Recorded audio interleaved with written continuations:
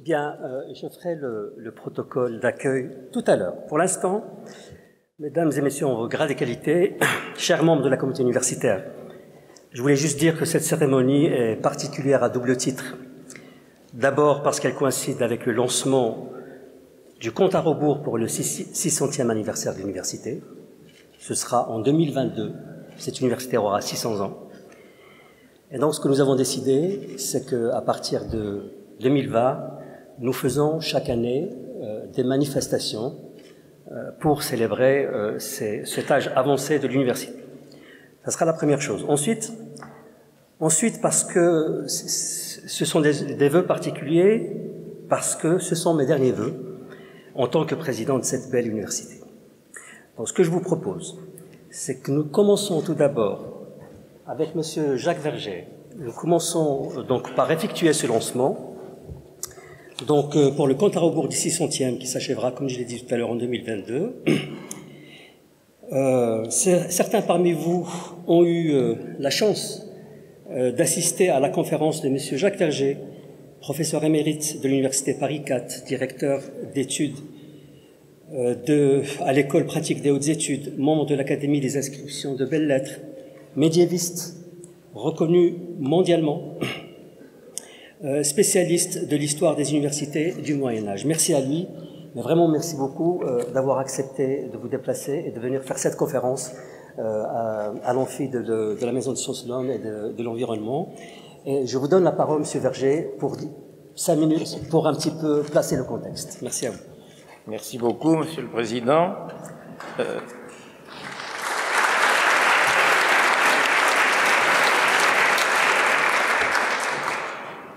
Mesdames et Messieurs, comme vient de le rappeler Monsieur le Président Bailly, j'ai prononcé il y a quelques instants une conférence auquel certains d'entre vous ont assisté, qui avait pour objet de raconter dans son contexte européen la naissance de l'université de Franche-Comté, à ce moment-là située à Dole, où elle est restée jusqu'en 1691.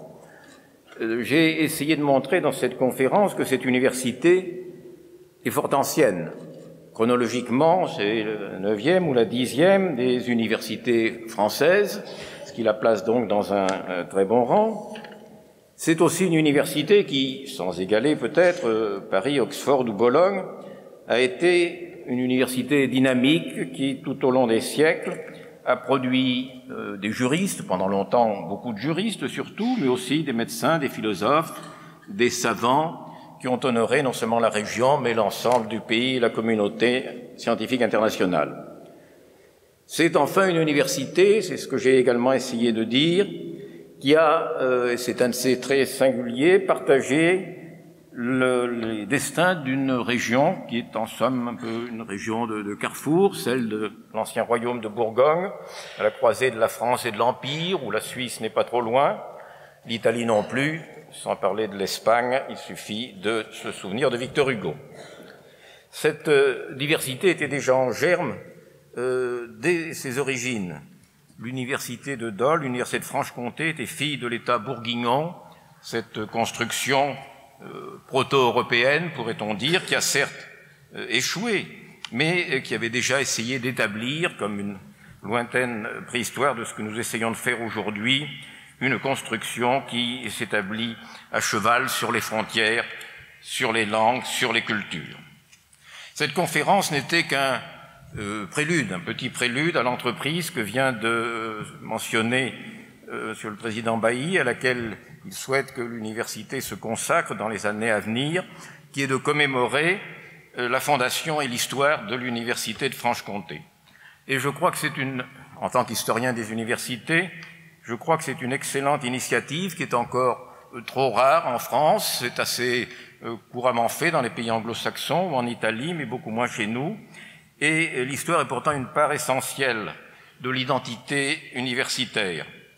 L'identité, pour paraphraser très grossièrement des pages bien connues de Paul Ricoeur, ce n'est pas seulement ce que l'on est en soi, hic et nunc, mais c'est aussi ce que l'on est dans le devenir, à travers, et non pas contre, mais grâce aux changements et aux métamorphoses, dans la dialectique de ce qui est semblable et permanent et de ce qui est changeant et différent.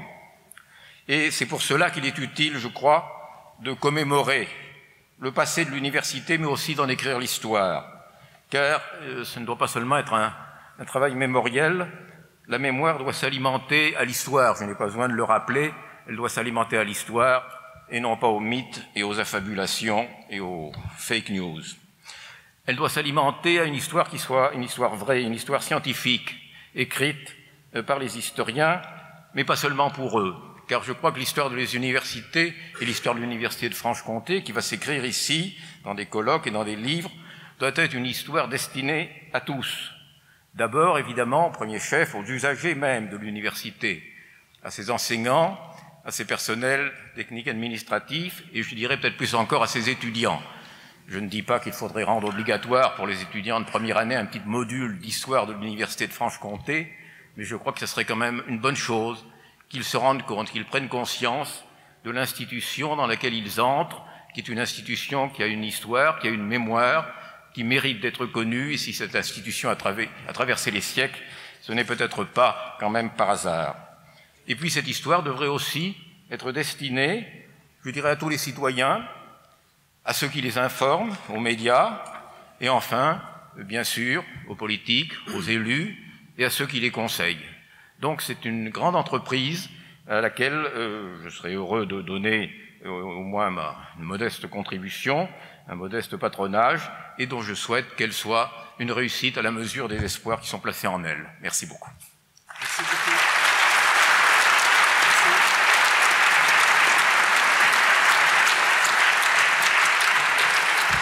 Merci beaucoup, monsieur le professeur. Merci beaucoup.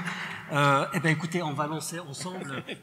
On déclare le lancement du compte à rebours pour la fête du 600e en 2022 ouvert. Voilà.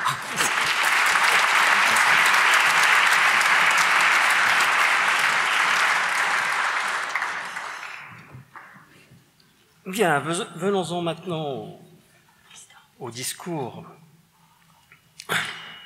Monsieur le représentant du préfet du Doubs, Madame la députée de la première circonscription du Doubs, Monsieur le député de la deuxième circonscription du Doubs, Monsieur le député de la troisième circonscription du Jura, Monsieur le représentant de la présidente de la région Bourgogne-Franche-Comté, Monsieur le délégué régional de la recherche et de la technologie de Bourgogne-Franche-Comté et Monsieur le délégué régional adjoint, Monsieur le président du Grand Besançon Métropole, maire de Besançon, cher Jean-Louis, Monsieur le représentant du commandant de la première division de l'armée de terre à Besançon, Monsieur le représentant du commandant de la base aérienne 116 Luxeuil-Saint-Sauveur, Monsieur le président du tribunal administratif de Besançon, Madame la présidente du tribunal de grande instance de Besançon, Monsieur le vice-président du Grand Besançon Métropole, cher Dominique, Mesdames et Messieurs élus de Grand Besançon Métropole et de la ville de Besançon, Monsieur le maire de Dole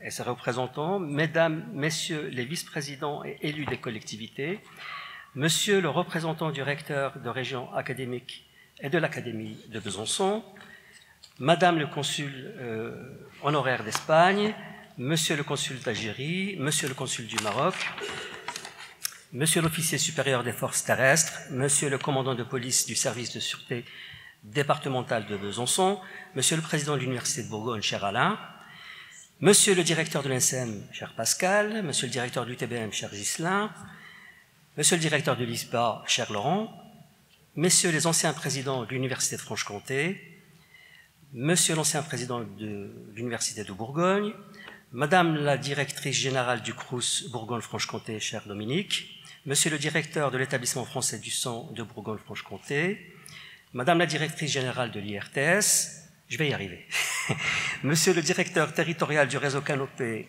des académies de Besançon et de Dijon, Madame la représentante du dispositif d'entrepreneuriat académique de Bourgogne-Franche-Comté, Mesdames et Messieurs nos partenaires de Thémis Innovation, du CFA Sup de Franche-Comté, de l'Agence pour la formation professionnelle des adultes, de la Maison de l'Europe de Bourgogne-Franche-Comté International, du Centre d'information jeunesse de Franche-Comté, du Pavillon des sciences, des associations culturelles et étudiantes, d'EDF, des établissements bancaires et mutualistes, de l'Union des industries et métiers de la métallurgie, du réseau Entreprendre en Franche-Comté, de la Caisse des dépôts, chers collègues d'universités australiennes et américaines, chers collègues enseignants-chercheurs, enseignants, personnel administratif, étudiants et étudiantes.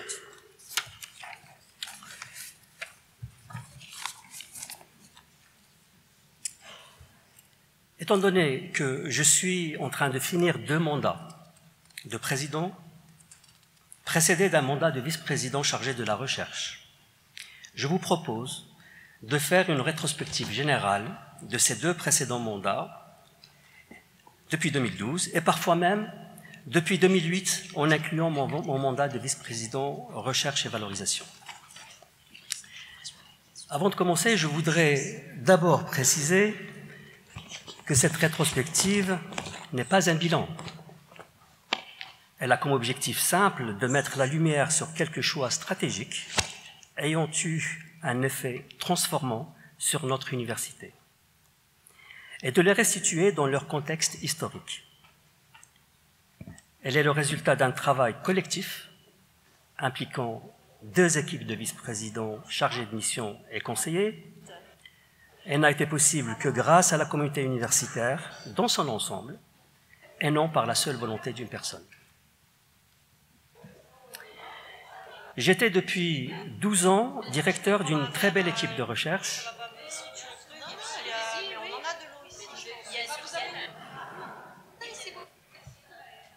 Donc j'étais depuis 12 ans directeur d'une belle équipe de recherche, responsable d'un master, directeur adjoint d'un laboratoire, lorsque des collègues m'ont demandé de porter la liste du conseil scientifique de 2008. Je ne m'y attendais point. En effet, j'étais à Belfort, bien loin de ce genre de préoccupations. Les événements se sont ensuite enchaînés. J'ai accepté de porter la liste et j'ai été élu VP Recherche et Valorisation. En 2010, j'ai pris la coordination des appels à projets Investissement d'avenir. C'est à ce moment-là que j'ai éprouvé une vraie satisfaction. Le travail collaboratif et le foisonnement des projets m'ont procuré le sentiment d'être utile. Nous avons été lauréats de nombreux projets LABEX et Equipex avec les établissements d'enseignement supérieur et de recherche des 2 régions, ainsi que nos partenaires, dont le CNRS, l'INSERM, l'INRA, l'EFS, le CHRU, le CGFL, etc. Je rappelle le contexte. Les régions n'étaient pas fusionnées. C'était en 2010. Et l'Université fédérale Bourgogne-Franche-Comté n'était pas encore constituée. La ligne de conduite était claire. Il fallait impliquer les chercheurs dans les décisions universitaires, car en cette période, ils en étaient lointains. J'ai donc créé en 2008 les réunions périodiques de directeurs d'unités de recherche. L'objectif était de faire connaître aux chercheurs les rouages administratifs de l'université et de les impliquer dans sa destinée. Cette instance existe toujours d'ailleurs. Cette décision a grandement facilité les échanges et la coordination entre gouvernance et laboratoire. Et il fallait remporter des projets d'investissement d'avenir avec nos partenaires afin d'obtenir une visibilité nationale et internationale. Je remercie ici sincèrement les collègues enseignants-chercheurs, chercheurs et administratifs, puisqu'ils ont participé au montage de ces projets, pour l'ambiance de travail qu'ils ont su créer. Ils n'ont pas été économes de leur temps ni de leurs efforts. Cette période de construction de projets et d'interaction avec les communautés universitaires des 2 régions m'a incité à me porter candidat à la présidence en 2012. J'ai alors été élu grâce à votre confiance. Ma profession de foi comportait 10 engagements, ce que je proposais de réaliser. Ils l'ont tous été, mais je voudrais m'attarder sur 2 d'entre eux que je considère comme très transformants. La première, c'est la construction de l'Université fédérale Bourgogne-Franche-Comté, et la deuxième, c'est la mise en place des liens formation-recherche.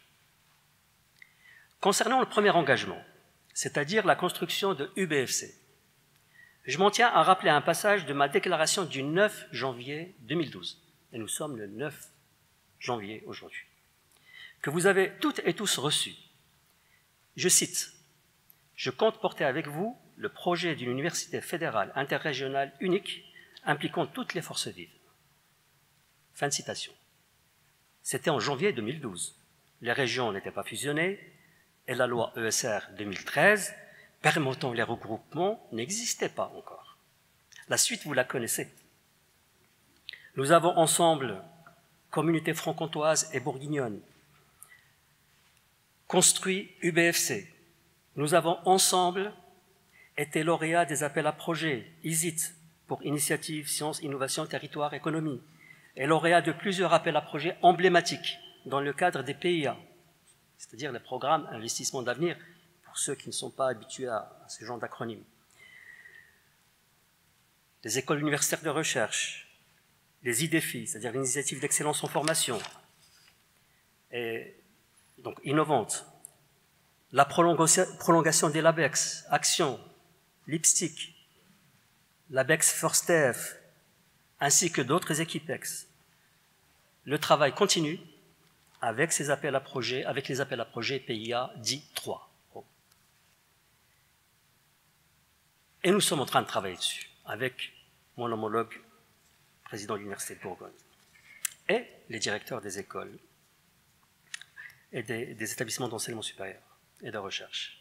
Ce que je retiens, c'est que la communauté universitaire, quand elle se soude, rien ne lui résiste. Elle peut réaliser de grandes ambitions. Le deuxième engagement concernait les liens formation-recherche. Je cite l'engagement numéro 5.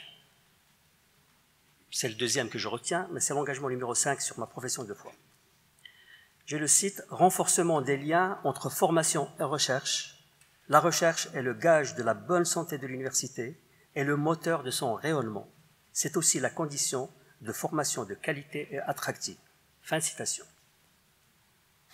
Ce sont les collégiums qui réalisent cet engagement d'une façon pertinente et efficace. Cela a nécessité presque tout le premier mandat. Malgré quelques structures avec la même dénomination en France, il n'existe pas d'équivalent de ce modèle de gouvernance. Les universités sont restées trop facultaires, avec comme conséquence l'impossibilité de bouger les lignes et de travailler sur des modèles de répartition globaux. Ce modèle tel qu'il est construit est en outre garant des liens formation-recherche, il est garant de l'implication du plus grand nombre dans les décisions de l'Université de Franche-Comté. Il ne s'agit pas de nier les composantes de l'université, mais de créer le lien entre elles et de tenir compte de la recherche qui se déroule dans les laboratoires de façon parfois déconnectée des formations. C'est à mes yeux là une énorme avancée pour notre université qui ne demande qu'à être continuée et correctement saisie. La réalisation de cet objectif a été facilitée par la mise en place en amont, et vous le savez tous, des cursus master en ingénierie. Parce que c'est la même culture. Je voudrais dire que j'ai une conscience aiguë des efforts et du temps passé par les collègues porteurs de ces masters. Ils ont besoin d'appui administratif. Je voudrais ici les remercier particulièrement, parce que sans leur mobilisation, les masters en ingénierie n'auraient pas vu le jour. Ces masters sont maintenant le fer de lance des formations masters. Et certains se sont transformés en masters internationaux portés par Université Bourgogne-Franche-Comté. Tout un mandat pour dialoguer, convaincre et finalement écrire les statuts des collégiums. Cela n'a pas été aisé, mais ne dit-on pas notre mesure ultime n'est pas là où nous nous situons dans les moments de confort, mais là où nous nous situons dans les moments de challenge et de controverse. C'est Martin Luther King, l'auteur de la citation. Beaucoup de projets ont été engagés lors du premier mandat à Besançon, à Montbéliard, à Belfort, à Vesoul, à Lons-le-Saunier, l'écocampus de Belfort, le campus des rives du lac de Vesoul, la construction du bâtiment de Femtoeste à Thémis, Sciences, les bâtiments de Cron Environnement, les bâtiments de l'ISTA, de la MSHE, le regroupement du TINAM, et j'en passe. La région Bourgogne-Franche-Comté a été décisive pour le financement de ces projets. Je l'en remercie. J'ai décidé alors de me présenter pour un second mandat, sous le signe de la continuité, affirmation de la nécessité du regroupement territorial, du renforcement du partenariat avec les établissements de la région, donc la grande région, de l'affirmation d'une université fédérale, mais également avec beaucoup d'engagements précis. J'en ai compté 32, parce que j'ai regardé récemment ce que j'avais proposé. Regroupés en 4 rubriques, évidemment, je ne vais pas les citer tous, mais on y retrouve des engagements concrets concernant l'exigence de la qualité des formations au service des jeunes. Notre université, maintenant, est citée au niveau national grâce à son référentiel. Et Frédéric dira peut-être un mot à ce sujet. L'exigence de la qualité des services.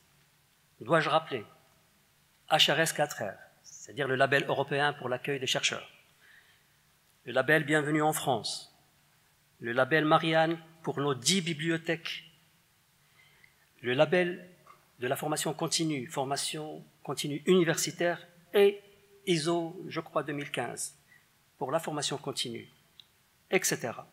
Le développement d'une politique culturelle forte, la défense de valeurs telles que l'égalité femmes-hommes et l'égalité des genres, et la mixité. L'engagement pour la grande bibliothèque, le jardin des sciences, le Learning Center, l'ouverture à l'international, le développement de l'innovation pédagogique, l'engagement pour l'innovation et la création de FC Innove, la participation à la SAT, à l'IRT, avec nos partenaires, etc. Quelques chiffres concrets. Entre 2015 et 2025, l'université aura mis 17 millions d'euros de ses fonds propres pour contribuer au financement des projets phares, pour un coût total de ces projets de 110 millions d'euros. Et ce chiffre n'est pas actualisé. Il est bien au-delà, 2015 et 2025. Pour le financement de la recherche, elle aura avec ses partenaires, depuis 2010,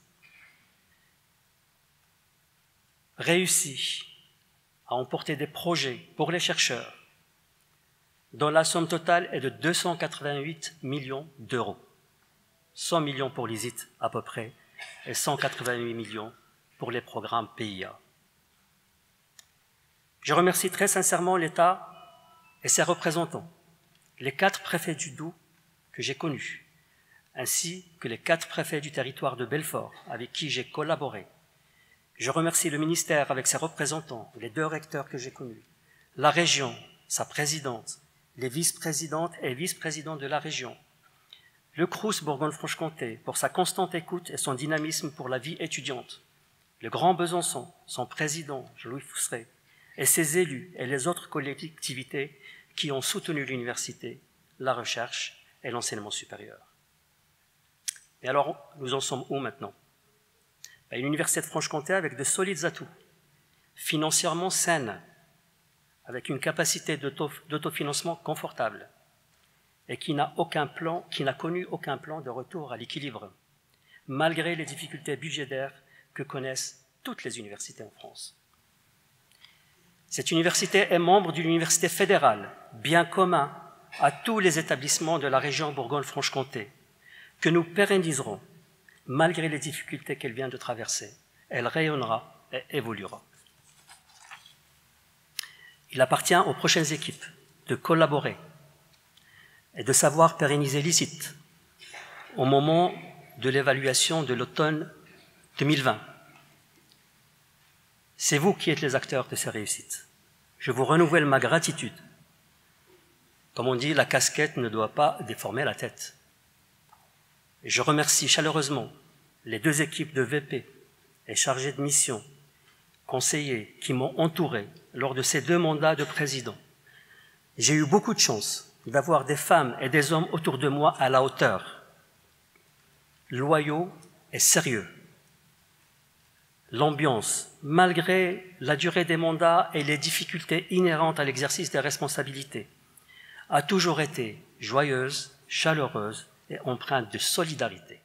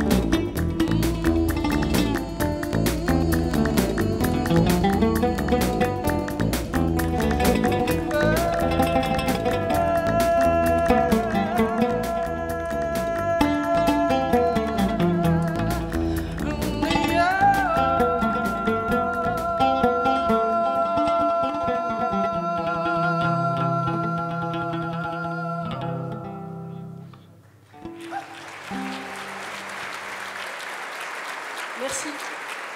Merci beaucoup. Aziz Boularou, Maria Macamo et Valérie Guirao. Merci.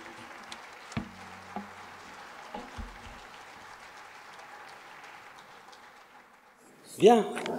Donc, comme je vous l'ai dit tout à l'heure, la parole va être donnée au vice-président, l'équipe actuelle, que vous connaissez toutes et tous, mais vraiment pour des interventions très courtes, parce qu'on est déjà assez nombreux et on ne voudrait pas non plus être trop long. Et je crois que nous allons commencer par Laurence Rick, à ma droite, qui est donc vice-présidente chargée de la formation tout au long de la vie et des relations avec les entreprises. Laurence, à toi la parole. Merci. Concernant la formation tout au long de la vie, chaque année, l'université accueille 1500 stagiaires en formation continue.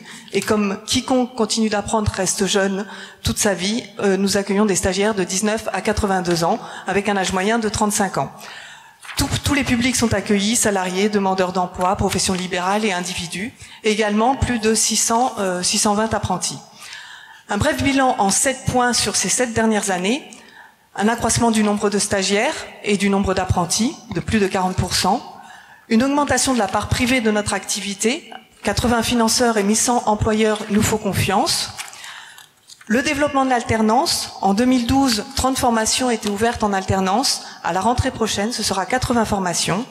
Le développement des formations courtes, avec 10 fois plus de stagiaires inscrits dans ces formations courtes. Et nous sommes donc une des rares universités à être doublement certifiée qualité pour l'activité formation professionnelle continue, avec la certification de service ISO 9001 et la certification de service FCU, références qui nous permettent des référencements auprès des financeurs. Enfin, 2 points importants qui n'apparaissent pas dans les bilans, la réputation et les atouts, et les hommes et les femmes. Ces résultats sont en effet le fruit de l'implication de l'ensemble des acteurs. On peut souligner le travail fourni par les équipes administratives et pédagogiques dans ces réussites. Merci Laurence, merci à toi. C'est dans l'ordre, là ? Alors j'imagine que c'est placé dans l'ordre, non ? Enfin, j'ai plus la feuille. Donc je passe la parole à Damien. Damien Charlet, vice-président, patrimoine et numérique. Merci, Président. Mesdames et messieurs, très rapidement, juste un mot pendant ces vœux pour vous dire que je voulais quand même relater 2 projets qui me semblent extrêmement importants. C'est dur d'en choisir que 2.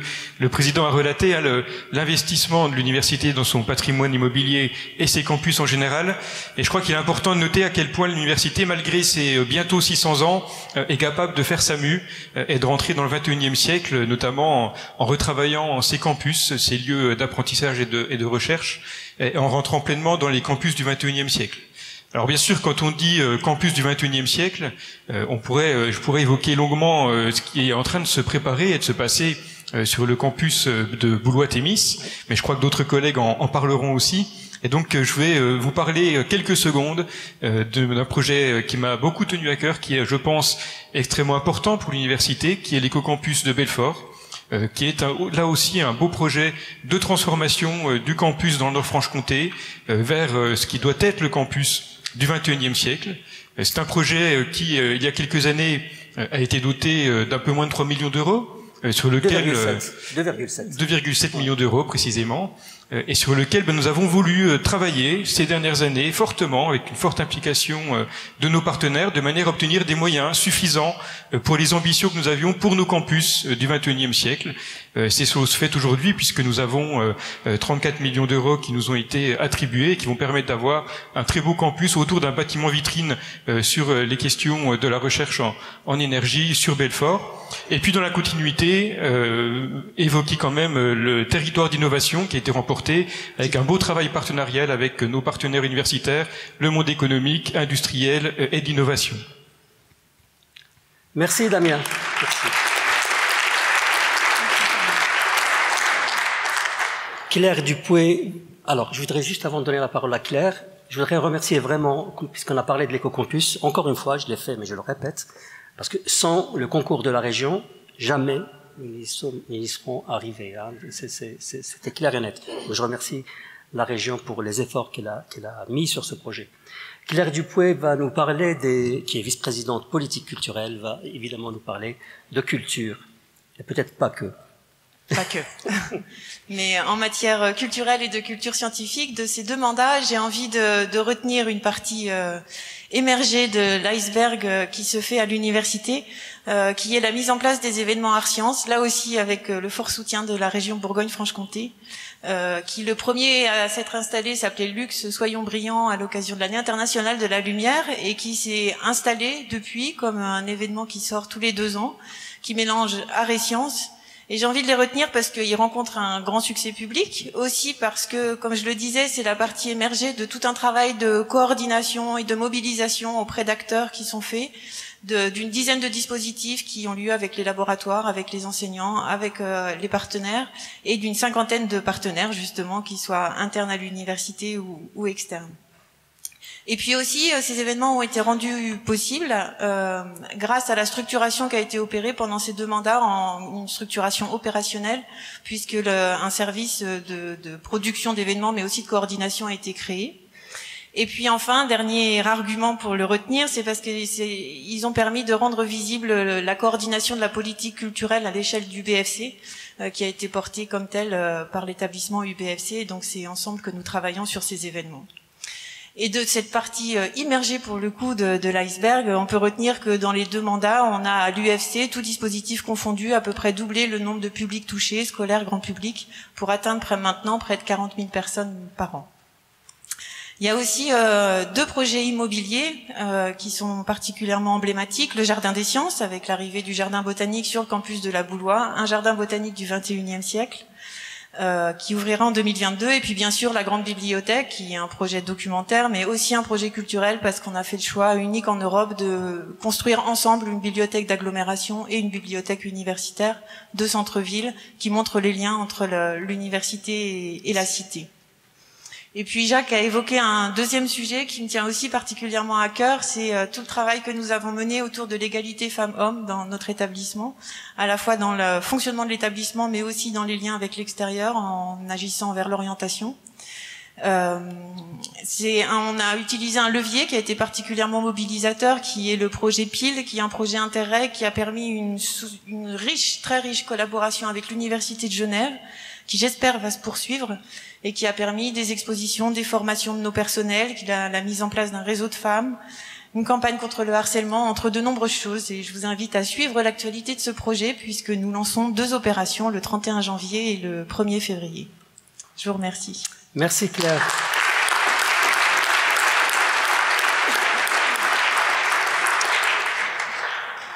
Anne Tatu, chargée de mission politique sportive. Merci, bonsoir. Pour la première fois donc dans l'histoire multiséculaire de notre établissement, la politique sportive a été portée au niveau de la présidence. Elle a donné l'occasion sur ce mandat depuis 2016 de développer une politique engagée en matière de promotion de la pratique sportive au bénéfice de la qualité de vie étudiante, de la réussite des étudiants, de l'attractivité de notre établissement et de la dynamisation du territoire sur lequel l'établissement est implanté. Et ce, au travers de 2 arêtes principales pour notre politique sportive, sur le soutien au sport de haut niveau local et sur le développement de la pratique pour tous. Donc sur ce deuxième axe, je retiendrai 2 projets, deux dossiers qui ont été portés parmi beaucoup d'autres. Donc d'abord le travail réalisé afin de consolider les moyens du service commun Campus Sport dans le déploiement de ses missions sur l'ensemble des sites de l'Université de Franche-Comté, en direction de tous les publics, personnels et étudiants. Il faut noter pas loin de 7000 bénéficiaires de cette offre de loisirs sportifs au niveau de l'université en 2019. C'est assez remarquable au niveau national. Et en lien avec la spécificité de notre territoire, que le service s'est valorisé en développant une offre touffue en matière de pratiques outdoor et de pleine nature. Ce soutien s'est notamment matérialisé par le maintien d'une politique de la gratuité de cette offre de pratique de loisirs sportifs et aussi avec le renforcement grâce au déploiement de la CEBEC depuis 2019. Deuxième projet emblématique que je voulais évoquer ce soir, c'est le projet Area Sport qui représente le volet sportif du contrat métropolitain avec la région et l'agglomération. Et ce projet Area Sport Boulois, en fait, a été pensé comme un espace de pratique sportif, grand public, ouvert à tous, en libre accès, qui est complémentaire des autres sites existants sur le territoire bisontin et qui est unique en son genre de par son emplacement sur le territoire, donc sur le campus de la Boulois, mais aussi de par ses infrastructures et les activités qu'il va pouvoir accueillir au bénéfice de tous, puisque ce seront des activités en libre accès autour de l'outdoor, du plein air et des cultures urbaines, avec notamment la création d'un espace de parcours de street workout, de para-street workout, et puis aussi l'aménagement d'une multitude de parcours sportifs permanents, au nombre desquels des parcours de trail qui viendront en complément de l'offre Grandes Heures Nature de l'agglomération. Je voulais souligner aussi que son implantation sur le site de l'UPFR, donc de la composante UPFR des sports, va permettre aussi de répondre à un besoin criant de cette composante d'une rénovation et d'un renouvellement de ses infrastructures sportives au bénéfice des formations, au bénéfice des étudiants, évidemment. Et puis de manière très concrète, souligner aussi qu'après un travail de l'ombre de 2 ans, ce projet ainsi que d'autres entrent dans sa phase opérationnelle en 2020 pour une mise en service escompté sur le 2e trimestre 2022. Merci. Merci Anne. Merci.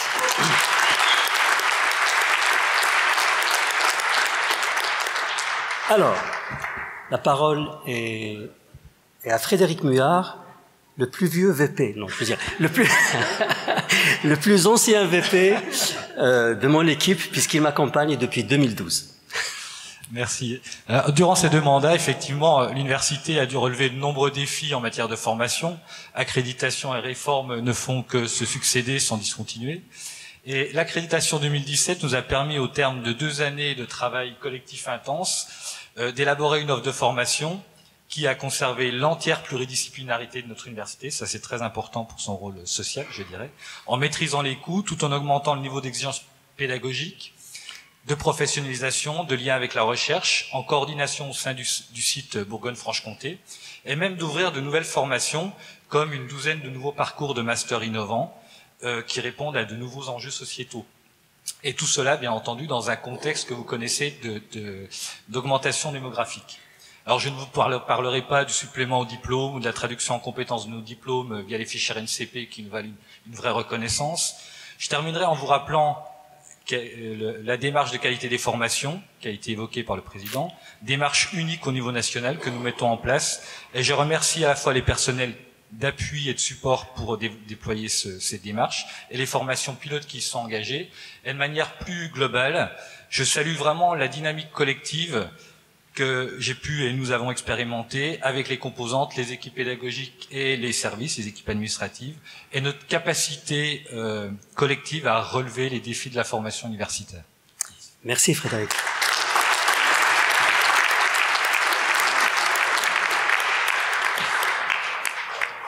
Maintenant, c'est Athéna Blanc, vice-présidente étudiante élue. Athéna. Merci. La vie étudiante, qui est un facteur décisif de la réussite de nos étudiants au quotidien, n'a cessé d'évoluer en Franche-Comté depuis ces dernières années.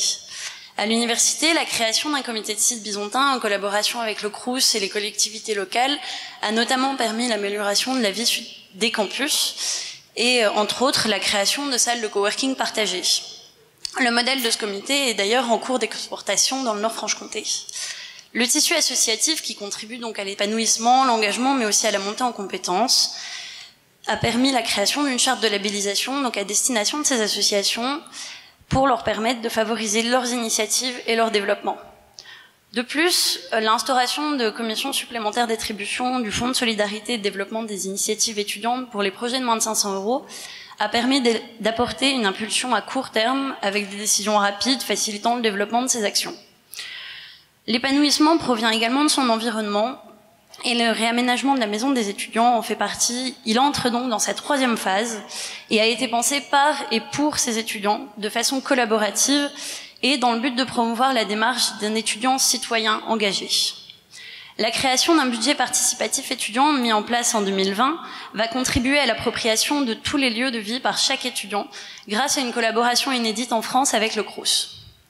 Cependant, le facteur d'importance dans la réussite des étudiants est avant tout leur bien-être qui passe par l'accès à toutes ressources primaires. C'est dans cet objectif que l'ouverture d'une agorae sur le campus de la Boulois, qui illustre l'excellence de nos relations avec le Crous et les associations étudiantes, permettra l'installation d'une épicerie solidaire et sociale et de lieux de vie supplémentaires destinés à tous pour réduire l'isolement social et la précarité. La vie étudiante n'aura donc cessé d'évoluer ces dernières années. L'amélioration de la vie étudiante à tous ces niveaux est visible, et ce tout aussi bien par des projets désormais bien ancrés que par des projets qui sont impulsés et signés qui verront le jour très prochainement. Merci, merci Athéna.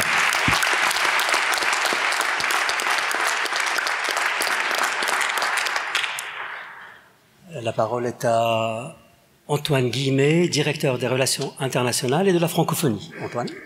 Bonsoir, j'ai l'honneur de conclure le bilan relations internationales de notre président. Bien des choses ont évolué en 8 ans, tant pour notre université que pour les échanges humains qui placent la France et donc ses étudiants, ses enseignants et ses chercheurs dans un monde toujours plus globalisé. Pour se situer dans cet ensemble, il y a à l'heure actuelle 5,1 millions d'étudiants en échange dans le monde, dont 343 000 étudiants étrangers en France, ce qui fait de notre pays le premier pays d'accueil non anglophone. Le sujet des relations internationales au sein des universités est un enjeu crucial, non seulement pour notre établissement, mais pour le rayonnement de notre pays, de sa francophonie dans le monde. Quelle est la place de notre université dans tout ça ? Eh bien, au jour d'aujourd'hui, nous accueillons 2500 étudiants étrangers dans les différentes composantes universitaires, plus de 6000 si l'on compte les stagiaires du CLA. Et cette année encore, nous avons signé une trentaine d'accords interuniversitaires, une vingtaine d'accords Erasmus, ce qui offre à notre université une visibilité sur les 5 continents, de l'Australie par le biais d'Erasmus+, à l'Amérique du Sud, où nos partenaires nous sollicitent régulièrement dans le cadre de la bourse Victor Hugo. L'université est également au plus proche des grandes orientations en matière de politique internationale voulues par le gouvernement, que ce soit dans notre présence largement renforcée en Asie, dans notre entrée dans des consortiums intergouvernementaux, comme l'université franco-vietnamienne USTH, ou dans la montée en puissance de nos formations internationales au Maghreb, en Afrique subsaharienne ou en Asie du Sud-Est. La direction des relations internationales et de la francophonie s'attache plus que jamais à inscrire l'université de Franche-Comté dans les grandes transformations que j'ai mentionnées précédemment. Je salue ici le travail et le dévouement de mes collègues qui font chaque jour un travail admirable au service de notre université. Je salue également le soutien apporté par notre président, car en 2012, l'UFC ne comptait qu'une seule formation internationalisée. Nous possédons aujourd'hui 9 formations internationales, double diplôme ou cursus délocalisé, sans même parler des masters UBFC portés par l'UFC. En Europe, et alors que la France perd des étudiants Erasmus, environ 5% au niveau national, depuis quelques années, nous avons su garder le cap. Il y avait 361 accords en vigueur en 2012, il y en a 375 cette année. Que cela soit dans les nouvelles synergies mises en place avec le CLA ou par notre présence sur le terrain, la constance de nos actions de promotion, de l'accueil des délégations étrangères à Besançon et le suivi consciencieux de nos étudiants d'échange, nous avons su progresser et rester compétitifs. Au Mexique, au Sénégal, en Grèce, au Japon, en Indonésie, nous assurons partout le rayonnement de notre université, de ses formations et de sa recherche. Notre dernière mission au Japon en décembre 2019, avec le président et monsieur le vice-président Monin, a permis de poser les jalons d'une coopération avec l'université de Tokyo et l'université de Kyoto, respectivement 25e et 32e au classement de Shanghai.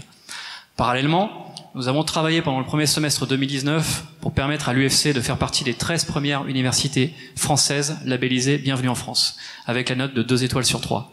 Ce label, ajouté au renouvellement du label Qualité Fleur récemment obtenu par le CLA avec la note maximale, positionne notre université comme une destination privilégiée auprès des partenaires et étudiants internationaux intéressés par une poursuite d'études en France. Tout cela renforce bien évidemment notre attractivité et notre rayonnement, affirmant l'image d'une université ouverte sur le monde, volontaire dans la qualité de son accueil et dans le partage de ses savoirs. Je vous remercie pour votre attention. Merci.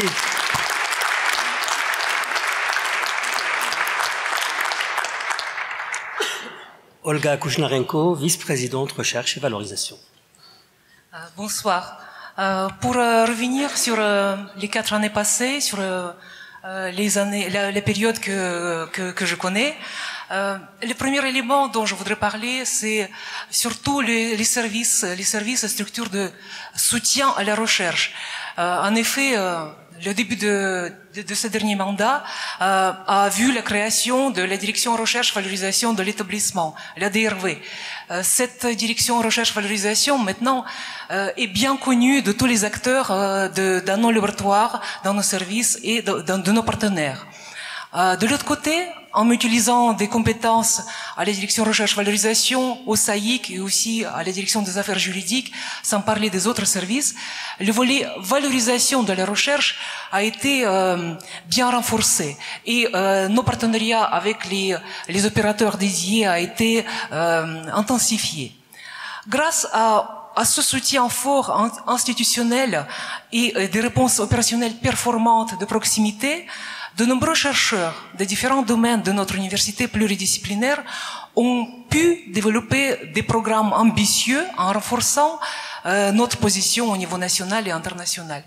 À titre d'exemple, et sans parler des projets PIA, le président a déjà rappelé ce que nous avons fait à ce niveau-là. Je parle des projets H2020, des projets FEDER et Interreg. La montée en puissance a été telle que nous avons maintenant le taux de réussite qui avoisine 50% pour ces projets très sélectifs, les programmes internationaux. Nous avons actuellement, sur l'année 2019, nous avons 14 projets H2020, 4 projets FEDER, 15 projets Interreg, ce qui est pour notre université vraiment un record sur les années passées. Et ceci, rien que pour ce type de projet, nous amène 4,6 millions d'euros pour nos laboratoires et pour nos services, ce qui donne de l'aisance et ce qui permet de ressourcer aussi nos thématiques de recherche en partenariat. Pour parler d'autres projets emblématiques, je tiens à souligner aujourd'hui les 2 projets ERC très sélectifs qui ont été obtenus par nos chercheurs de nos laboratoires en 2018 et 2019. Un autre projet se trouve encore en liste d'attente et donc en attente de financement parce que de point de vue scientifique, il a été recommandé pour l'acceptation et labellisation. Ces éléments attestent de la qualité des recherches menées dans nos laboratoires, mais aussi de la qualité du soutien institutionnel. Et cela traduit pour moi la stratégie de l'UFC dans le domaine recherche-valorisation qui consiste en le renforcement des partenariats académiques ciblés à l'international et l'implication dans les projets ambitieux nationaux. Merci Olga.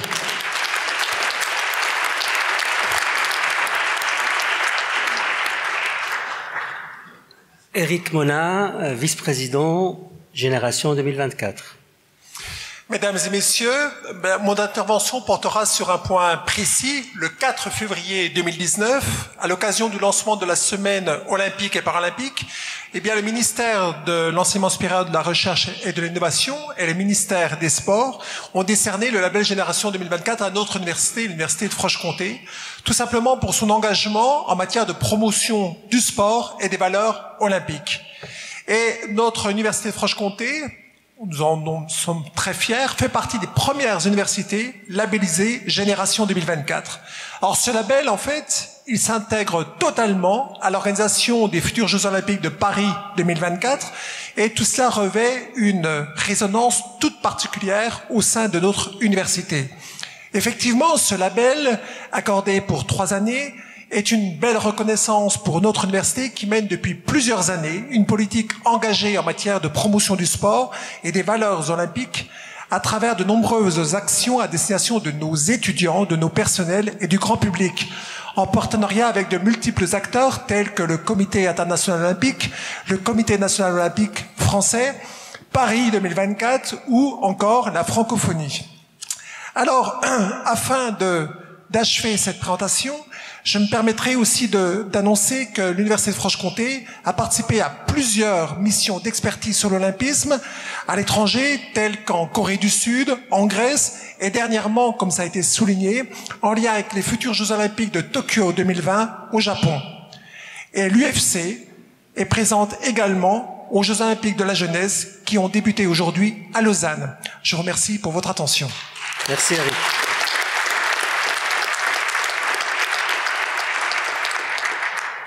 Benoît Géniaud, il est génial, je dis bêtise, vice-président ressources humaines. Bien, merci. Président, mesdames, messieurs, oui, les ressources humaines en 1 minute, c'est évidemment un peu difficile. Mais si l'on veut trouver un thème qui finalement regroupe l'ensemble des personnels, qu'ils soient statutaires, contractuels, qu'ils soient administratifs, enseignants-chercheurs, on peut se tourner vers la formation permanente, la formation continue des personnels. Un chiffre issu du dernier bilan social, 1521. 1521, c'est le nombre d'actions de formation, selon un comptage individuel, qui ont été menées durant l'année à l'université. Ça représente plus de 5000 heures de formation. Formation évidemment très variée, des formations métiers sur des compétences particulières, des formations spécifiques, hygiène, sécurité, ou encore par exemple une formation qui a débuté cette semaine, qui a été mise en place depuis 2 ans, formation à la pédagogie des nouveaux maîtres de conférences nommés, les maîtres de conférences stagiaires nommés en septembre. Plus particulièrement pour les enseignants-chercheurs, cet effort de formation, il s'inscrit dans notre démarche HRS 4R, dont on a un peu évoqué tout à l'heure, ce label européen d'excellence en matière de ressources humaines. Par exemple, à ce titre, nous menons des actions très spécifiques, individualisées pour les cadres, les fonctions de direction, des actions de coaching managérial en quelque sorte, ce qui est également très, très novateur. Je crois de manière générale que la politique en matière de formation, finalement, elle combine 2 grandes valeurs qui sont peut-être celles aussi de toute l'action universitaire. Une valeur de proximité, par ce sur-mesure en matière de formation, et puis une valeur de qualité, d'excellence. Merci. Merci Benoît.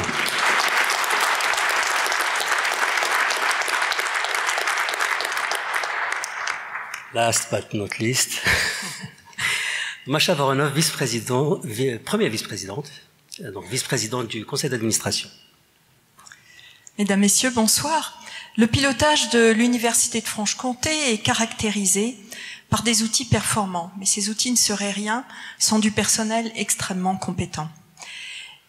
Et c'est l'occasion de souligner le travail de ces équipes, des équipes du service de pilotage et le développement de l'outil ClickView, envié par beaucoup d'universités. Les équipes de la direction des ressources humaines, l'équipe de la direction des affaires financières, qui ont encore travaillé pendant ces vacances jusqu'à point d'heure pour des raisons de problèmes numériques.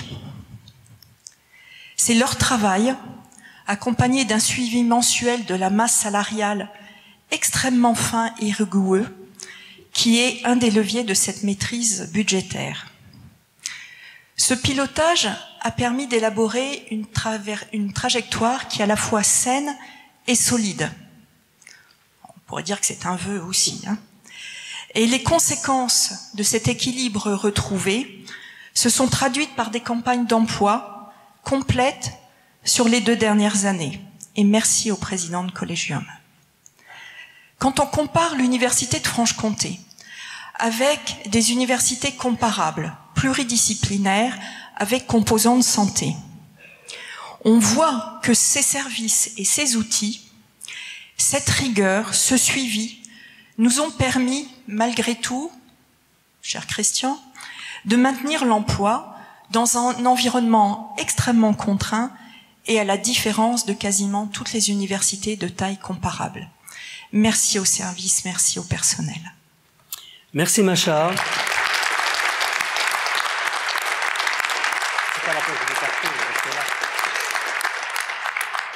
Écoutez, avant de clore ce moment et de partager le verre de l'amitié avec vous, écoutez, j'ai encore un message plus court, mais un message un peu plus perché, comme on dit. Donc, je tiens à le dire, ce sont mes vœux, les vœux que je formule. Merci aux vice-présidentes et vice-présidents pour ces présentations qui montrent un petit peu l'avancée de l'université. Il y a des acquis, mais ces acquis restent fragiles. Ils restent fragiles. Il convient d'être conscient que le futur s'inscrit dans le présent et que nos actions, fussent-elles anodines, peuvent décider d'avenirs complètement divergents. Cultivons notre conscience pour bien anticiper l'avenir. Bergson disait dans l'énergie spirituelle, « Toute conscience est anticipation de l'avenir. Considérez la direction de votre esprit à n'importe quel moment, vous trouverez qu'il s'occupe de ce qui est, mais en vue surtout de ce qui va être. » Et d'ajouter, donc toujours Bergson, « Si le présent se réduisait à l'instant mathématique, cet instant n'est que la limite purement théorique qui sépare le passé de l'avenir. » Il faut dire que Bergson avait une solide formation en mathématiques.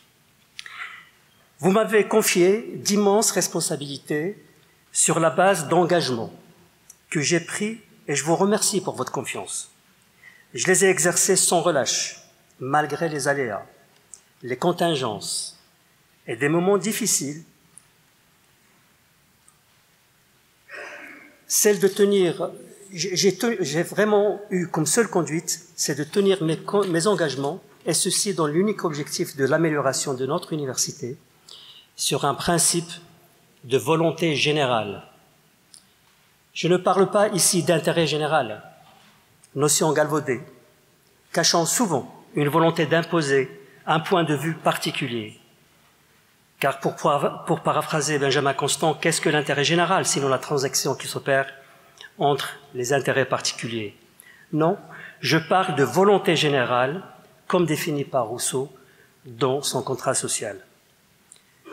Vous savez que, pour peu que nous cultivions notre conscience, la prise de décision à ce niveau de responsabilité n'est pas chose aisée.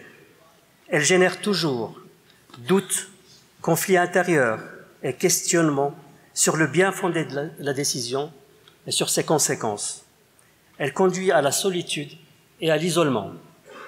Il n'est pas non plus aisé de tenir ses engagements, car des difficultés et des contraintes imprévisibles peuvent rendre les engagements difficiles à réaliser, en tout cas tels qu'on les a imaginés au départ. Il suffit pour s'en convaincre d'énumérer le nombre de réformes que l'université a dû mettre en œuvre et appliquer, l'impact des RCE sur les budgets des universités. RCE, c'est responsabilité et compétences élargies. La loi ESR 2013 sur les regroupements, les 2 réformes sur la formation de professeurs des écoles, la réforme des études de santé actuellement, le label Bienvenue en France, les investissements d'avenir, 1, 2 et maintenant 3, la réforme de l'apprentissage que nous connaissons actuellement, et j'en passe, je ne vais pas tous les énumérer. À cela s'ajoutent des difficultés purement internes, inhérentes à l'exercice des responsabilités, parfois justifiées, souvent idéologiques. Il faut, afin de tenir ces engagements, sans verser dans l'autoritarisme ou le laisser-aller et la démission, procéder avec connaissance, avec la plus grande rigueur de raisonnement et l'examen minutieux des causes et des conséquences. Agir en toute conscience, maîtriser ses affects. Les affects, la joie, la tristesse, la colère, le tournement, la jalousie, la bienveillance, c'est des affects contraires. Il faut les maîtriser. Avec la conscience, la maîtrise de ces affects est ce que je souhaite à chacun d'entre nous à l'occasion de cette nouvelle année. En effet, nos décisions individuelles ont toutes des conséquences sur notre destinée commune. Ce sont les affects négatifs et le déficit de conscience qui, guidant nos actions, peuvent nous entraîner vers un avenir problématique. Qu'il s'agisse de la sphère privée, de la sphère professionnelle, qu'il s'agisse de l'avenir de l'enseignement supérieur et de la recherche en Bourgogne-Franche-Comté ou de l'avenir de l'humanité sur notre planète. Je fais ici allusion au dérèglement climatique et à l'extinction massive des espèces que nous vivons. Concernant le climat et la biodiversité, l'humanité se trouve dans cette situation catastrophique parce que l'homme a eu cette vision anthropocentrique que par sa seule intelligence et sa technologie, il allait devenir maître de l'univers. Ce sont là les thèses de Bacon et de Descartes. Cette idée occidentale du progrès et de modernité est maintenant périmée. En voulant se soustraire à la nature, en ayant négligé sa conscience et ses affects positifs envers la flore et les autres espèces, l'homme précipite l'humanité vers une destruction programmée. Par une intervention massive, technologique, il est devenu en quelque sorte une force géologique destructive. Comme le disait André Gorz, l'accroissement de la consommation n'est plus synonyme de croissance et de bien-être. Le lien entre le plus et le mieux est rompu. L'homme a une énorme responsabilité envers la nature. Il ne dispose pas de libre arbitre et nous ne vivons pas dans un monde absolument déterministe. Le libre arbitre de Rousseau et de Descartes a soustrait l'homme aux lois de la nature. Et le déterminisme absolu de Laplace et de Leibniz ont fait croire que l'homme n'a pas de responsabilité morale envers elle. Je crois profondément à la liberté de l'homme en tant qu'entité finie, insérée dans un univers régi par des lois dont nous ne connaissons qu'une partie infinitésimale. Je crois en une liberté dont on ne peut jouir que par la connaissance adéquate des causes qui déterminent nos conduites. Et ces causes font intervenir notre conscience et nos affects. Il faut réconcilier le développement technologique et la nature. À titre d'exemple, nos activités numériques, à elles seules, représentent 3 à 4% de l'énergie primaire mondiale, avec une croissance énorme de 9% par an.